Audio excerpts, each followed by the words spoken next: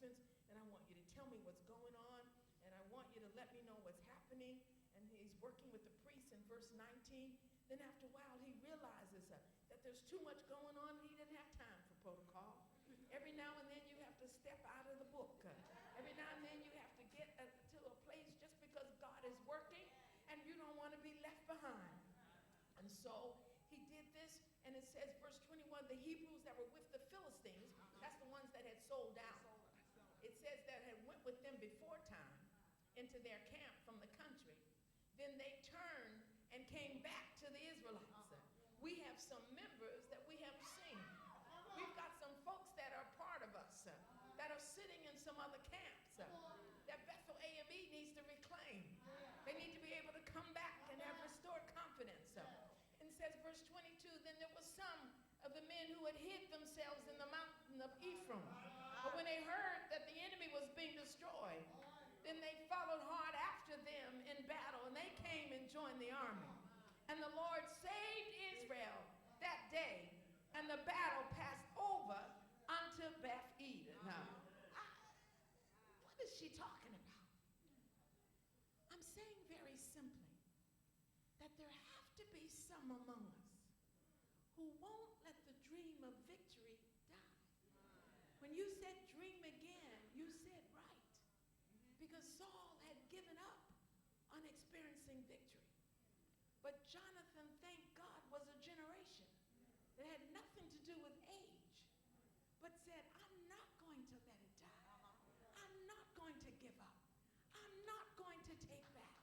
Rest on your feet with me, if you will. I'm standing to challenge someone who has been willing to relinquish the visions that God had seeded in their spirit. Perhaps it was a task that you tried over and over, and you did not see the results that you desired. But this morning, you're putting your hands back to the plow. This morning, you're saying, I said I could never forgive them, but I'm going to forgive them. This morning, you're saying, I said I was just willing to live and die with distance between us, but this morning is a day, or this afternoon, now is the hour of reconciliation. Someone said I had that project that I wanted to do, and I knew God put it in my spirit, but too much time has expired, and too much money has been removed, and too much opportunity has been denied, and I'm closer to the other side than I am on this side, but it's not too late. Not too late. All you have to do is say, come on, let's go over. Can you imagine the rumbling that we would create? Not just in Delaware, not just in this part of the country, but even in the nation and around the world, if the numbers of just us that are gathered here would make up our mind that we are going over. I'm not going down. I'm not going under. I'm not going out. I'm not going back. I'm not dropping out. But with every breath that I take, if I have to make my way in prayer, if I have to make my way pleading, if I have to turn my plate down, I've gotten to the place where my voice is more gravelly than anything. When I was young, I would have almost jumped over that rail. Just about.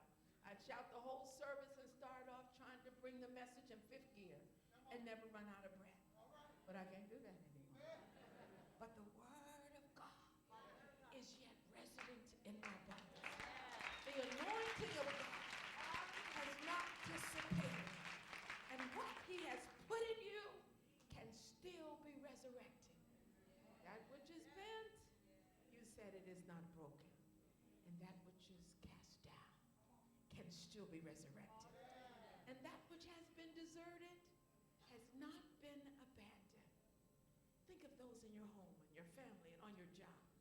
Think of those that said, well, you know, there was downsizing and there were layoffs and we've had to move together. We've had to do this and we had to give that up. That's all right. That's all right. It's for a season. But we're going over. Begin to say it to yourself until you believe it. Begin to make it the anthem of your spirit. We're going over. Come on, let's go. Let's go. It's going to be a victory for all of us. Everybody may not be able to go, but if the two of us go with the word of God in our hand, we'll bring back the victory to the camp. Come on, let's go over. Turn to someone behind you if you don't mind. If you have the boldness, you don't have to shake their hand, but just look at them and say, come on, let's go. I don't know your name, but let's go. Come on, let's go. We've got to say to people in other houses of worship, people of other persuasions, people of other professions, musicians, come on, let's go. Choir, let's go. Preachers, let's go. Pastors, let's go. Nothing is halted. Nothing is stale. Nothing is dried up. Nothing is deferred. Nothing is depleted. Nothing is wasted. Come on! Let's go! Let's go! Let's go! Where are you gonna go?